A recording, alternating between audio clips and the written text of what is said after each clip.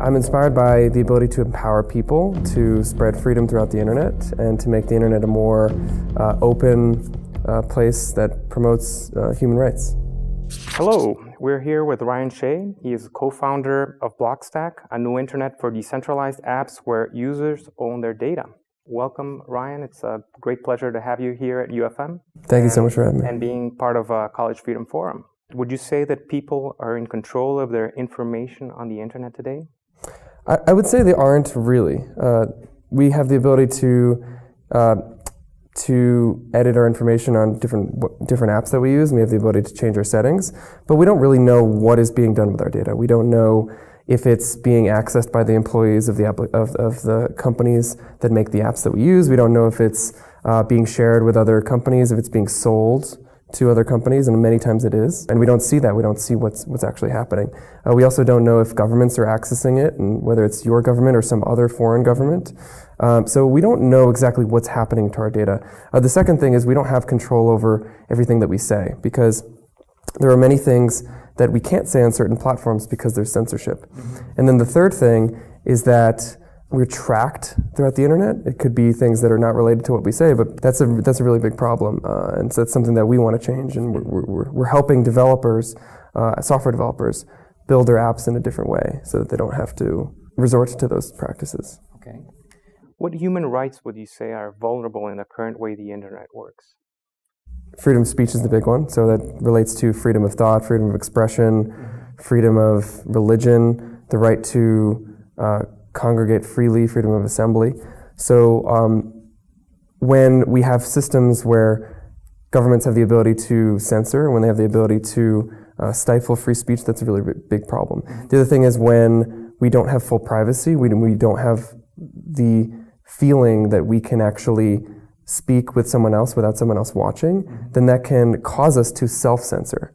It can cause us to actually not speak what's on our mind. So that's another problem. So we need the ability to both, and this comes through both technology and policy making. So we need to stand up for these rights, and we need to make sure that we have the ability to use software that is encrypted and private, and we have the ability to use software that is not subject to censorship.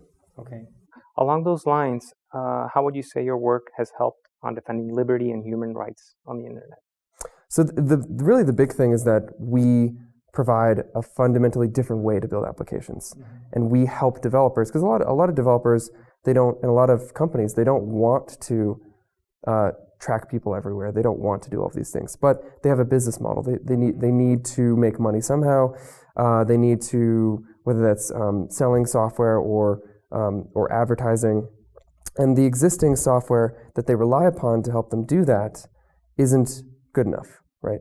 So we provide software that allows them to either use a different business model or get analytics on their users and advertise to their users without having to violate their privacy.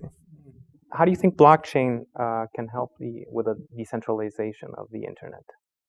So blockchain is a pretty incredible innovation, and it's really started with Bitcoin, which is the largest blockchain by usage and by market capitalization. Mm-hmm. Bitcoin's a really, really incredible invention, and the technology that underlies it is blockchain technology. But it's amazing because it's a global financial system, and it's a open currency that nobody runs, mm-hmm. Nobody controls it. It just happens. It's just like part of the fabric of the internet. Mm-hmm. And so humanity really maintains Bitcoin in a similar way that humanity maintains the internet, but it isn't run or controlled by a single entity. Mm-hmm. And that's really the first time that we have an open global financial system for the world that nobody controls. Mm-hmm. That's pretty remarkable.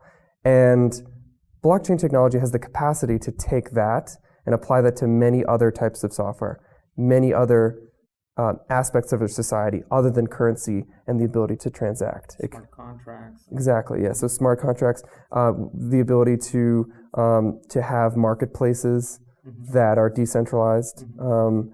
In the same way that we have email, which is the equivalent of the internet and Bitcoin, but for communication, mm-hmm. because email is, again, it's a system that is decentralized, that is not run by anyone, but really many, many different people, they tap into the email network, and then they communicate and they collaborate with each other. So we can do that same thing, but for marketplaces. We can do that same thing, but for social networks. And you can imagine, just like with email, how you can use Gmail, or you can use Outlook, or you can use any piece of software that you want. Imagine being able to do that for social networks, where instead of, if you don't like Facebook's software, you could still bring your Facebook friends and your Facebook photos to another app and communicate with your friends who are still on Facebook. Open source. Open source, open networks, compatible, backwards compatible, and the ability for you to take your data anywhere that you want. What are you presently working on as a human rights activist? Really just focusing on software, because I think that I can make the most impact by helping developers, software developers, by helping programmers build software for human rights activists, build software for everyday people that keeps them more safe and gives them more freedom. Well, thank you very much, Ryan. I hope you enjoy your time here at UFM. Yes, it's excellent. And learn a lot and share with us a lot of your experiences at College Freedom Forum.